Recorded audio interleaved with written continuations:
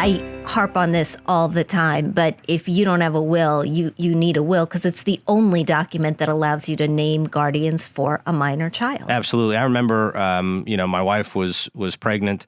We had Jonah, and then she was pregnant with Marin, but we're kind of updating the will. We're, in the office and getting, everything signed because we knew, and it wasn't just in the event that there are children. Well, now there are children. Right. And so you're actually naming these entities, naming these people there in the document. But especially for minor children, something happens to me, we know what happens, for my wife and vice versa. But if you have minor children and something happens to the both of you, that estate plan is where you're able to kind of set forth those instructions.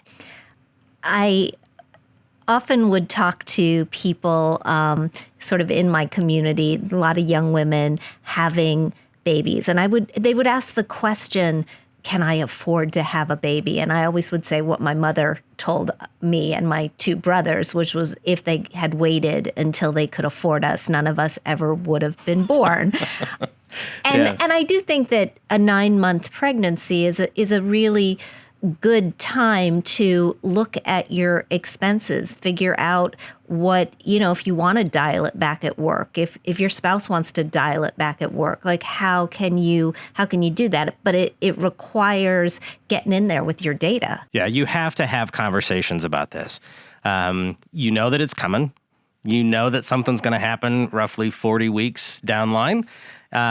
You have to understand what it's going to do to the household budget. You have to understand what it's going to do to savings, to investing, to your retirement goals.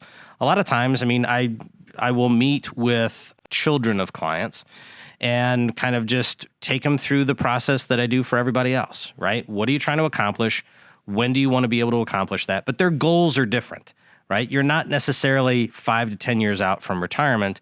You're 25, 30, 35 years from retirement. But your goals are so distinctly different now because you are having children. You may be buying the first home. You may be trying to save as much as you can for as long as you can in that 401k at work. But when you have that child, you have to understand, like I said, 8 pounds of joy, you got 8,000 tons of decisions that you have to make. So when you look at this, can I afford to have a child? You work through it, right? Can I afford to do this and save for retirement and save for an education and save for a new home? What do I need to be doing for my emergency fund? All of these different things. It's not insurmountable. You just have to put words to it and talk with somebody so that you can figure out what all these different goals are and how that kind of affects your plan there downstream.